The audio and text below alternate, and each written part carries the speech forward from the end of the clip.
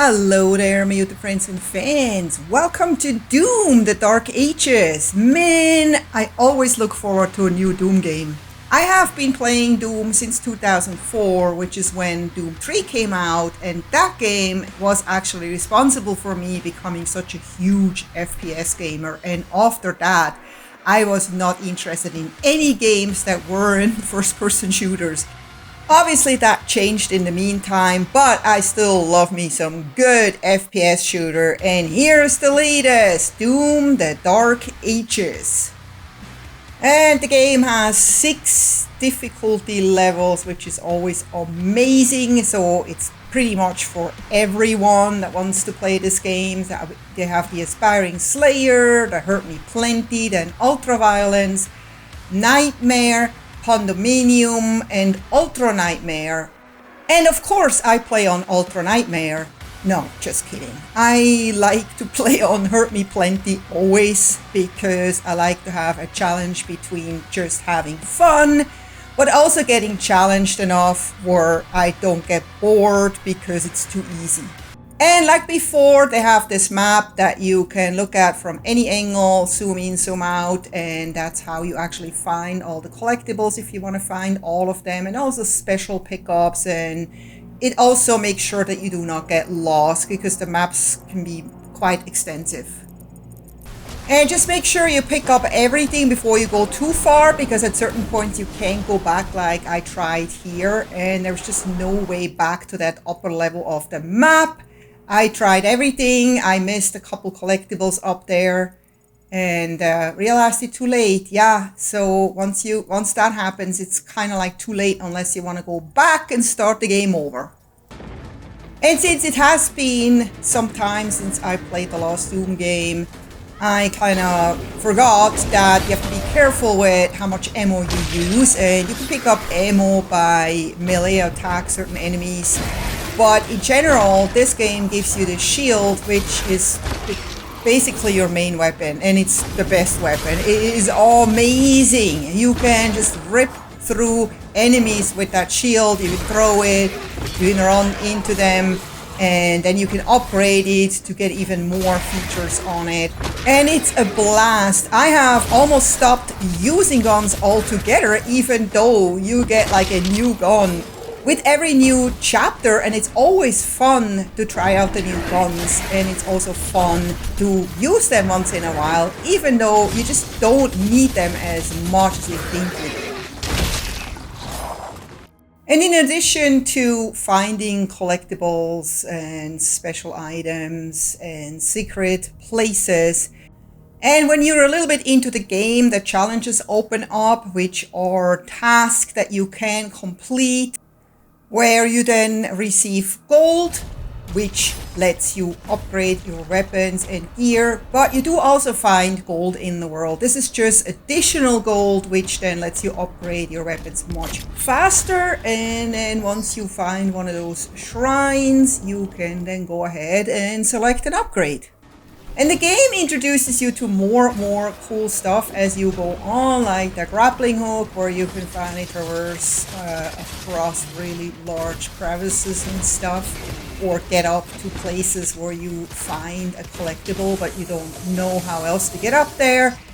And I always like that about the latest Dooms, where you don't just kind of go from arena to arena killing enemies, which can become quite boring quite fast, but instead you have to solve puzzles to find out how to get certain places. You could just go straight and play through the whole game, but you will never really get any special items that make your game easier, like ammo and armor and so forth. If you're not into collectibles, that's one thing, but it is really helpful when you have additional ammo and additional health and additional protection.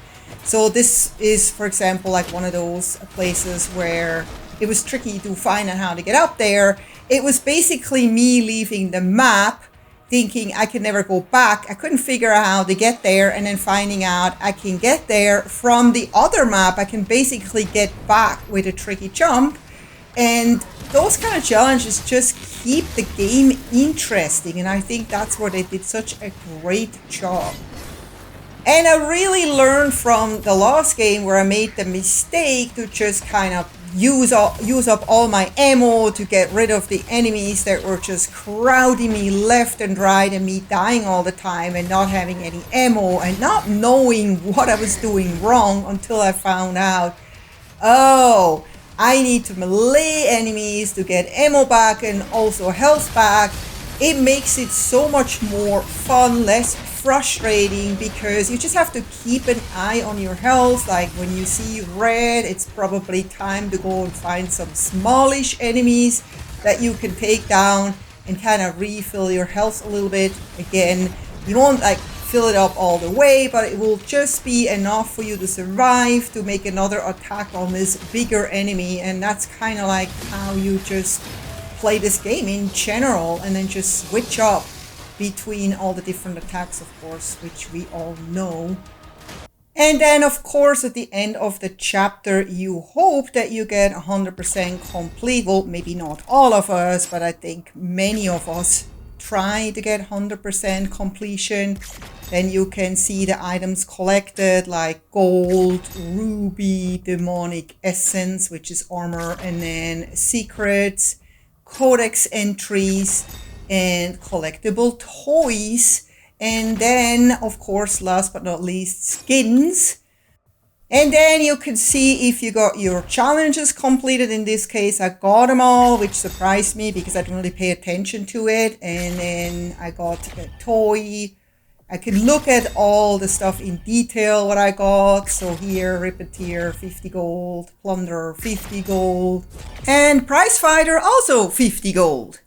And then if you want to look at your skins, you can go into the menu to extras and look at all those skins that you found. So far, I only really have one skin for each weapon. They all look the same.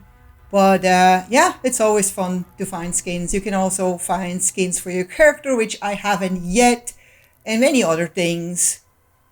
And while I was a little bit disappointed after I found out that this game again is about hell and damnation and evil spirits and demons and dark places that are on fire and stuff like that, I quickly started to like this game, especially when I found out that not all maps are like that, and they did add a story with a lot of interesting cutscenes and a lot of wow factors, and also the way you fight changes from chapter to chapter. And I don't want to give anything away here because I really tried to make like a spoiler-free video here.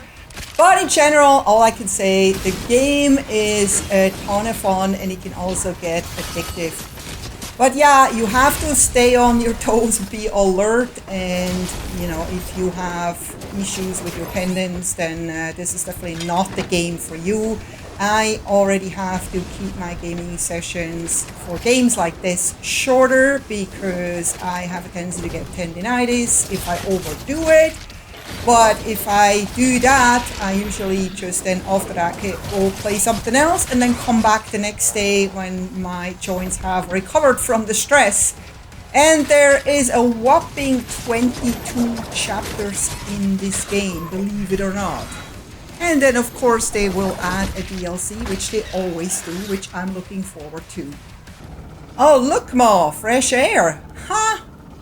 Well, I hope you enjoyed this video. If you did, please don't forget to give it a thumbs up. Subscribe if you haven't yet. And I hope to see you next time. Until then, happy gaming. Take care. Bye-bye.